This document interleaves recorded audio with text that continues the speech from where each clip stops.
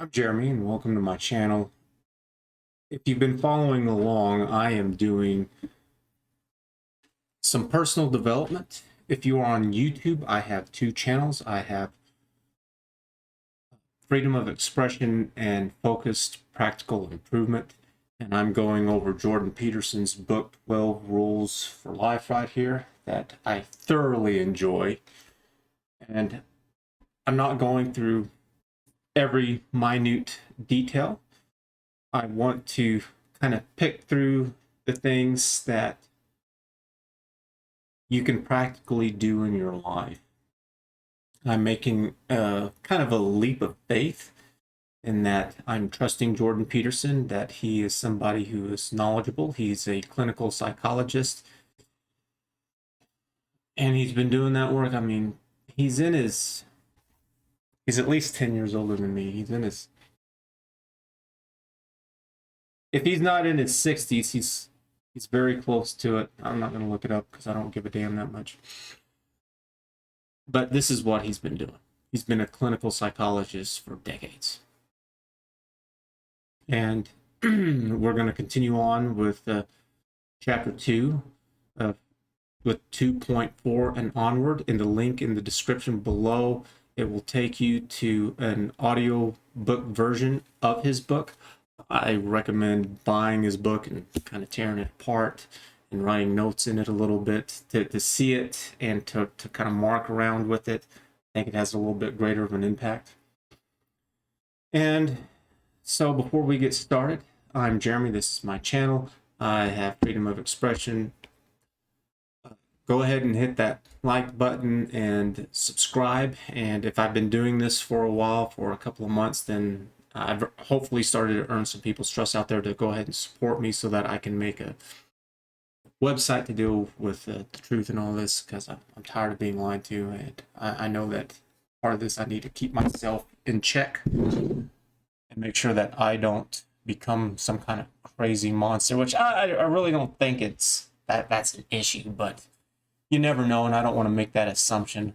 I do not care to be materialistic at all. I'm in my 40s and I do not give a damn. I mean, it's nice. I'm not saying I'm going to turn my back on it or anything like that, but I'm not going to gorge myself on it. Forget that. I don't want that crap. It's like it's a headache. I've downsized and I've gotten rid of stuff, and I like living a simple, less cluttered life. I like that a lot. I like having my tools too, though. I really like tools. I like tools a lot. I've got a garage full of tools. So, anyways, let's go ahead and get into it. And so he talks a lot about throughout the entire book, but right now it's getting more philosophical, and he really enjoys stories, and he'll talk about Peter Pan, and the way that he views stories, I think, is more than what normal people look at. He's kind of a specialist. I think that would be a fair assessment. So we're talking about the Garden of Eden and these walled spaces and safe spaces, and that you can never be completely safe. That is, I would say that that's absolutely stupid. If you're one of those parents, or if you had parents who tried to wall you off from the world, it's like nothing's safe. You can walk outside and you can get hit by a car. There was this place that I know of personally, firsthand, where the guy ran his vehicle into the place. I was there. I saw it. I didn't see the accident, but I was there afterwards, and the wrecker came and pulled the vehicle out. It was an older gentleman. Somebody pulled out in front of him. He thought he was going to press down on the brakes, and he ended up pressing the gas pedal instead. And he went across the neighbor's yard into this other yard, rammed into the wall, and there were people who were living there, and one of the girls there, she was there with her roommate. Her eyes just lit up. She's like, run, and she grabs her child, and they run as the car comes slamming through their living room. And he managed to put in his entire front driver's side tire into the place. There's nothing that you can do to protect yourself from that. It's really funny hearing these people talk about how they think that that they need more security. That something, it's too easy to break into place. So I used to work out at the prison. It was a level 5 maximum security prison here in Texas, and it's like people talk about how they think that they should be safe at their homes, and it's like, no, absolutely not. It's too easy to break a little piece of window and to be able to put your hand on through the door and to let yourself in. It's too easy. It's just too damn easy.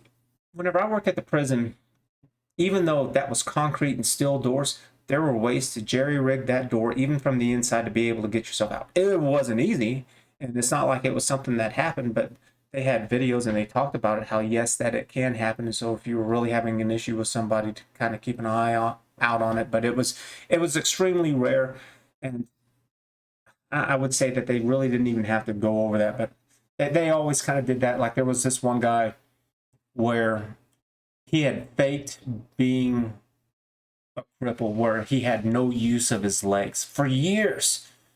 And then he got transported from one prison to another, and he managed to kind of get a girl that was working at the prison to kind of fall for him, and she snuck on a gun, and whenever they put him in the van, he miraculously got up, grabbed the gun while they were out on the road, and got them to pull over, and he escaped. Doesn't happen very often, pretty rare. And it was like, yeah, and it wasn't so much about you need to be aware of specifically of that situation, but just to be alert and mindful, and just don't let your guard down. So, but there's no such thing as safe spaces, safe places, safe home, any of this stuff. Things can happen anytime, anywhere. There's like a billion ways that we can die, and you can either approach it and deal with it with the best way that you can, or you can just go ahead and cower in fear. And so, who do you want to be? Do you want to be someone that you can't be counted on, or someone that you can be counted on? Do you like those people? Which do you prefer? Do you prefer the people that you can count on, or the people who just crumble and fail and they're just worthless? So they're talking about looking at this. Peterson's talking about looking at this as if you were taking care of someone else, what would you want from your children? If you were taking care of them, if you don't have children, imagine if you did. Do you want them to be afraid of everything? Or do you want them to be capable of dealing with fear itself? To say, yeah, you know what, I'm not going to ever get rid of fear, but I want to learn how to deal with it. So then I can go out and do things. You will never be there 24/7 to be able to protect your child. There's nobody that's going to be able to be with you 24/7 to be able to protect you. This is one of the ridiculous things with cops. We'll just call the cops and they'll deal with it. It's like, no. Police, there's like this many that are police, and then we have all these people. That roughly, and I don't know if this is still the true stat, this was something I heard years ago, it was that 80% of crimes go unsolved. And it's because, look at who you're talking about. They're police. It's not like it's a bunch of geniuses. Why do you think that they can't solve every single crime? Well, for one, it's that it takes a lot to just even figure out the details of what's going on. You're not working with the best and brightest. And even if you did and you had all this equipment, it's still incredibly hard. Because if it was easy, then crimes would not be a thing that it is today. So anyways, and so I would rather to not be useless. I want to be someone that people can depend on me, which kind of sucks too in a way, because you can stretch yourself out too thin, and if you're really going to make an impact in someone's life and to be useful and to help them out, then you can't spread yourself out too thin. I really do not like having a lot of close friends. Well, it's literally impossible to. It's like try to go and figure out intimately what 1,000 people are about. Good luck. For example, I am in my mid-40s. How long is it going to take for me to be able to describe over 40 years of my life and my experiences to you? How do I compress 40 plus years in something that's manageable? It doesn't make sense. I want good quality relationships in my life. And in order for that to happen, you have to build up trust. You have to learn how to communicate. You have to figure out who you are so you can find someone else who's also like you. I don't want to fight. I tell you what, I will. I don't have a problem with it. I've been vocal since I was a little kid. But I've also found it to be a waste of time. It's like, all right, well, I got angry. And whenever I was especially young, it's like, yeah, let's go. Just shut up and let's go. And as I've gotten older, it's, well, all that happened was, you really kind of got in trouble and you really didn't change their mind. And it's like, so what? Didn't do anything. And as I've gotten older, it's the same thing. So it's like right now, I know it's going to come and that there are going to be people that they're going to leave nasty and ugly comments down there because they don't have a clue what I'm talking about or what I'm doing. And I can waste my time trying to argue with them or whatever, and that'll take me completely off into left field with some kind of nonsense. And it's like, no, what am I really trying to get at? That's not making my life better in any ways. Another example of this is the trust that you build up with a spouse. It's like you cannot be with your spouse 24/7, your significant other, whoever that may be. You have to have trust that they are just going to be faithful and loyal to you. And in order to do that, you really need to know who they are. And so, yeah. And he stresses later on to really pay attention to your life, that we have a responsibility to ourselves and to others and to everyone to pay attention so that we can work on these things. Because it's not like you can't. I mean, people do it all the time. I'm doing it right now. It's what's led me to here. And that's something that I want to do for everyone. I don't want to just share my story. I want to be able to put it in a format where it can be productive for others and not this crazy little endless loop that just leads nowhere. It's like, surely by now, with all of these hundreds of years that have gone by, we figured some things out. And this is a great example of it. He's talking about the Bible and how old it is, and that these stories, there's meaning. Just because we may not understand them doesn't mean that there's not something to them. It's like, absolutely. And so, and it talks about some other things, how women have power over men and shaming them and kind of waking up and to grow older or to be more mature. He's talked about this where women have this, they don't really have a rite of passage like men do. And it's because they have one naturally that happens to them and men don't. And so, yes, I think that, whenever I was younger, I don't know if it's still a thing today, but they would say that, well, girls just kind of mature faster than guys. And it's, well, yeah, because there's a time limit. So, for example, I'm old enough, definitely, that I know that whenever girls hit their 30s, that they automatically become a high risk for pregnancy.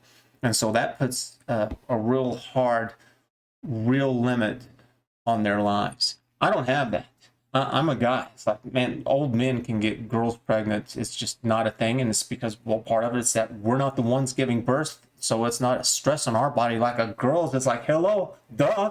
That they're not going around doing somersaults and backflips whenever they're going through their pregnancy and giving birth. It's like, no, they're just, it's like, yeah.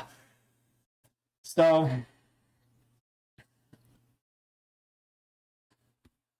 it finally loops back to answering why we don't take care of ourselves and why we will make sure that our dogs take care of it. And it's because we are just pathetic and we make all these kinds of horrible mistakes. And he lists several of these horrible traits and characteristics that we have, all these failings and shortcomings, and we're full of them. And talks a little bit about animals and how, like cats and dogs, that they are predators. They go out and they hunt and they kill, and we give them a pass. And it's because they're not doing it to be torturous and mean, that they're doing it because they're eating. There's some kind of primitive thing that's going on with them as to why that they do this. But for us, we have a conscience, and nobody understands why we have a conscience. It's completely a mystery.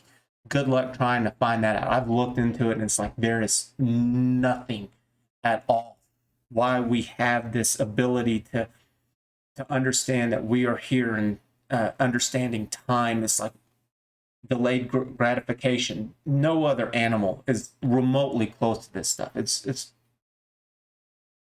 I don't know what to tell you. There's nothing that I'm aware of. And my thoughts on it is that, well, aren't animals pure atheists? Because they have absolutely no concept of God whatsoever. And I think that's kind of what he's touching at here, that because we do have a conscience and we do have the ability to understand that what hurts us, we can also magnify into hurting others. And so that means that we have a greater responsibility of doing good and doing right, not just with others, but also with ourselves, because whenever we fail, we're also conscious and aware that we are also hurting and failing other people, which is just, I think, another argument for as to why you need to get your life together. Because whenever you don't, it's not just you. You don't live in this world alone. No, none of us do.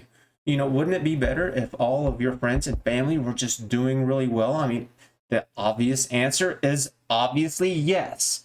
If everyone was successful and put together who was around you. This is why whenever you become a parent, you have children, you need to sit down and explain to them who their friends should be and should not be and why. And it's because of the values and the lifestyles that they have. And did your parents do that with you? And the answer is probably no. And so that was a failing that your parents had. It's not just because somebody has a child that they become some kind of great magical person. It's like, nope, there are plenty of horrible people out there. Can't go back, can't change all that stuff. I do not look for any of that. I'm trying really hard to not just to do better, but to see what my limits are, which is,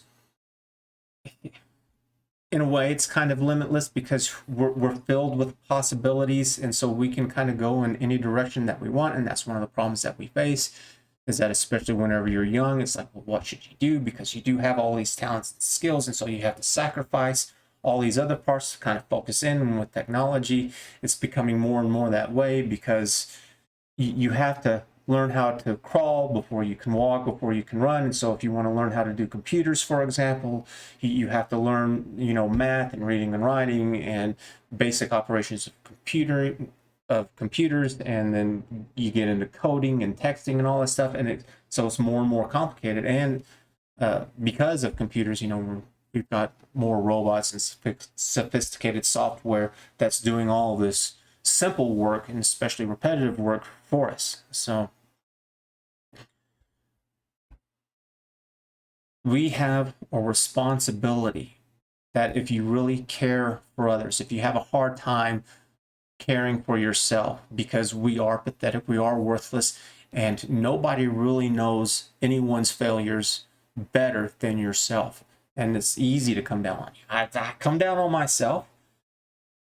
I have some confidence and I have some courage, but my fears don't go away. I think I've done a pretty good job of learning to approach and deal with my fears, and that has definitely changed, because whenever I was younger, a way to deal with that was, I'll get in your face, we're not going to have a conversation. Now it's more of, I'm not going to get in your face unless you back me into a corner, but I'm still not going to have a conversation with you. If you haven't put in enough time to have some kind of foundation to have a discussion with me, I don't want anything to do with you. And it's not because I have some kind of grudge against you. It's because that's not where I am in my life anymore, and I don't want to get stuck. I'm looking to push myself forward. So, and he's talking about how it's also only people, that we've become masters of torture. We have torturous devices. We have ways that we can torture people with our attitudes and our words and our demeanor.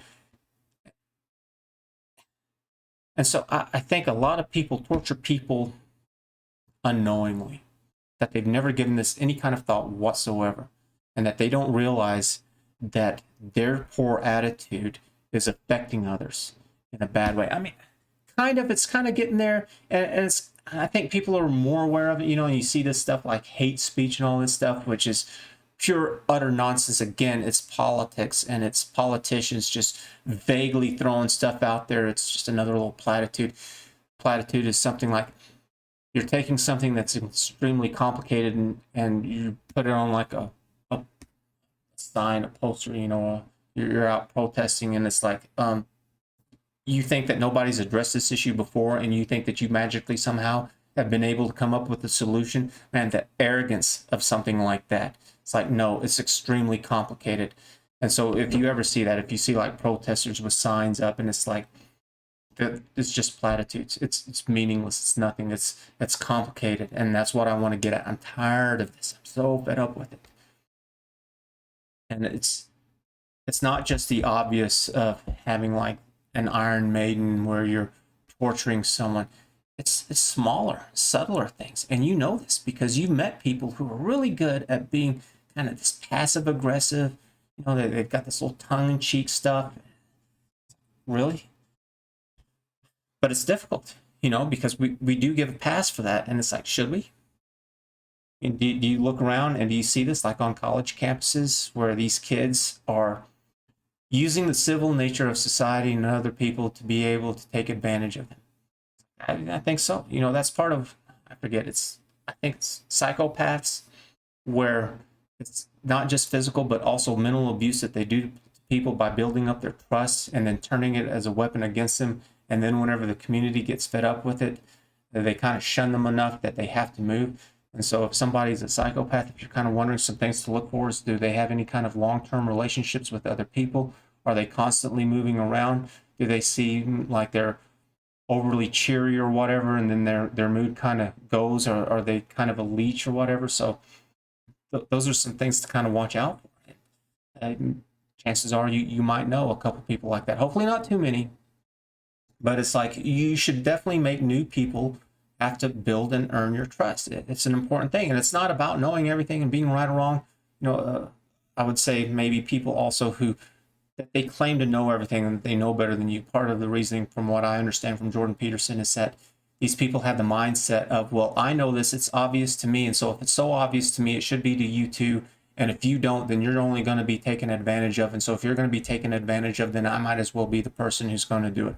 It's like, that's wrong. That's absolutely wrong, because you don't know everything. You don't know everything at all. You have to rely on other people. So it's like, if you're having to go in for some kind of surgery, you're relying on the doctor. You're going in to have your car worked on, you're relying on the mechanic. Whatever it is, you're relying on other people. Trust is a big, huge, important thing. And it's like, well, what do? Because we do know that there are definitely people that are good, that are trustworthy, and there are people out there who will take advantage of it. And that's what I'm working on. This is really the heart of it right here, of what I'm doing. Is freedom of expression. It's kind of fun. I'm doing those videos to show how many problems that we actually have, that it seems like that we have much better answers than what we are ever presented with, and that for whatever reason we have not integrated technology to help deal with this. And so there is a difference between doing what's easy versus doing what's right.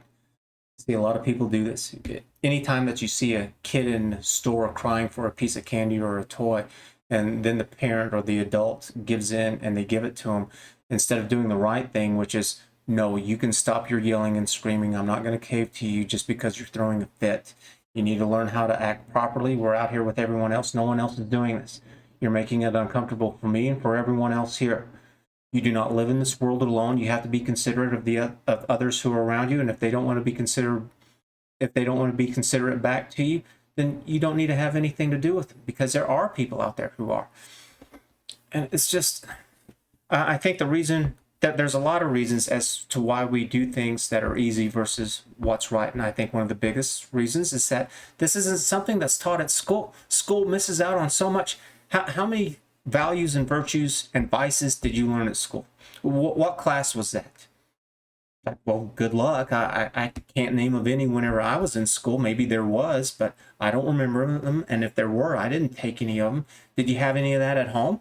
It used to be that we got this from going to church. And it's like, have you ever been to church? Did you ever consider to think that maybe there was something going on there? It's like, I don't know. I can't answer that. But it seems like there is, because all around the world, people have adopted religion. There's no society that's developed without it. Well, you think that maybe, just maybe, there might be something to it.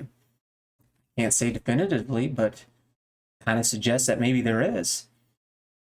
And so I think people, they do things that are easy because they just don't know. We're not taught this stuff. And plus, like it says, it's easy. It's like, yeah, just give the kid a damn piece of candy or a toy or whatever and have him shut up. It's like that's a lot better, in some ways. And sometimes maybe that is what you need. Maybe there are more pressing matters that are going on. But how are you ever going to know if you don't sit down and think about it? So that's a good exercise to do is, well, sit down and think about it. What are you doing in your life that you're doing that's easy instead of right? And which ones do you need to address? And that's part of what we're doing here, is trying to develop the values and the morals that we want to have to help us in dealing our lives so that we're more effective and efficient. So then that way we're not wasting our time, such as being angry, like I really have a hard time with, but I struggle with it, and I've done much better with it because I have a rage monster inside of me. And it's tempered, and I don't know, I want to say it's because I've developed this in myself. But I also question it, well, have my testosterone levels gone down? It's like, well, yeah, obviously. I mean, I'm in my mid-40s, so of course that has happened. But how much of a role has that played? I want to say, no, it's me. Yeah, I'm smart. Yeah, I figured it out. It's like, no, you didn't. You just got old.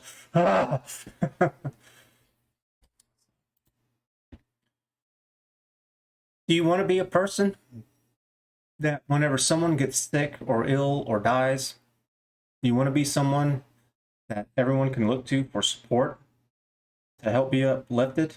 I failed with that miserably. Whenever my mom passed away from cancer, I just fell like a deck of cards.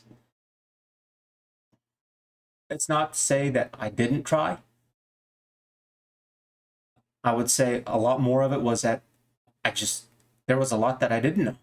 These were things that were not discussed. And so in like one of my previous videos, I showed my little bangle, the bracelet here, the skulls.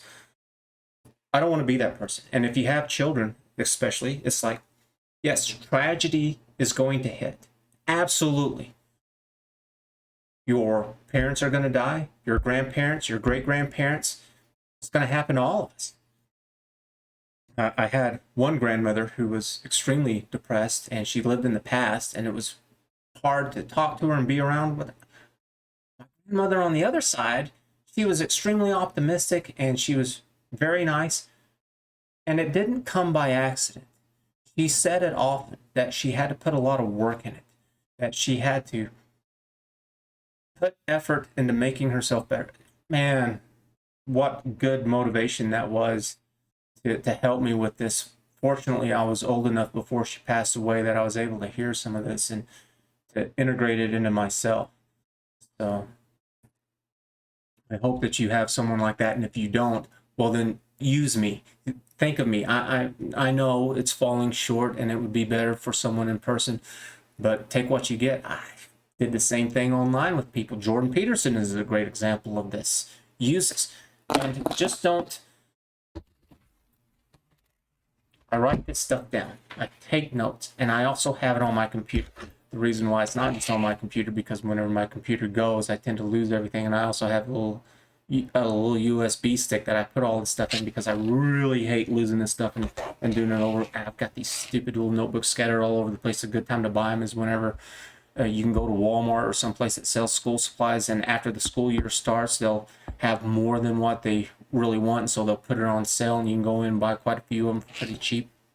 And I'm always ripping these pages out, and it's like, yeah, I'll go over, and it's like, yeah, this is good, and no, I figured something out, and I'm marking through them, and some of the stuff I keep, some of it I redo. So, and why do this? Why take notes? Because it's a class. It's a self-taught class that you're doing for yourself. Did you learn anything on school and it just magically stayed in your head for the rest of your life? It's like, no, you forgot. This is something that you do with your diet, for example. It's like, what did you have 2 weeks before Christmas this last Christmas year. It's like, who knows? That's why if you want to make adjustments to your diet, you have to take notes. If you want to make adjustments to your life, you have to take notes. And then you go back and you refer to it. So do that. Open up your computer, take some notes, just start. I was absolutely horrible at this. It's okay that I lost that first bit of stuff, because that actually happened several times where my computer just had to reboot everything, had to reinstall Windows or whatever, just lost everything, happened several times. Horrible at it. It's okay that I lost, I guess, maybe in a way, because it was just garbage. I doubt that I would say most of that would have been stupid that I wouldn't have today, but some of it would have been. And so, yes, take notes for all this. So I see that I am over 30 minutes into this. And just so that you know, what I've been doing is that I've been pausing as I've recorded this video so that I can listen to more of the audio, because it's just too much. There's just too much there. So I've gotten to 2.7, and I'm not even going to go over 2.8 because there's 20 more minutes of stuff in there. I know generally what he's speaking of because of the title of it. And this title of 2.8 is A Spark of the Divine. And I've heard him speak about this before, and that is, for some reason with Christianity, and I'm sure with other religions, is that there's this notion that everyone is kind of pure and good, and that we all have kind of like this divine right and to make ourselves better, and that's reason for you to go ahead and get up, that you have a part of God or the Holy Spirit in you, and it's kind of a unique concept that, how did we come up with something like that? And so I'm just going to summarize that up a little bit with just that, and that's it. And it's because I got to do other things. I have to make more videos. I can't stay on this topic too long. I try to make my videos roughly 10 to 15 minutes long. If you would like to see longer segments, leave some kind of comment down below. Also, the videos that you like the most, leave a thumbs up, because I need something so I can read what you're doing. I don't know if people are interested in hearing more about personal development, or if you're interested more in the news. So go ahead, leave little comments, leave thumbs up for the stuff that you're liking and that you're wanting more of. Because I got no problems adjusting for any of that stuff.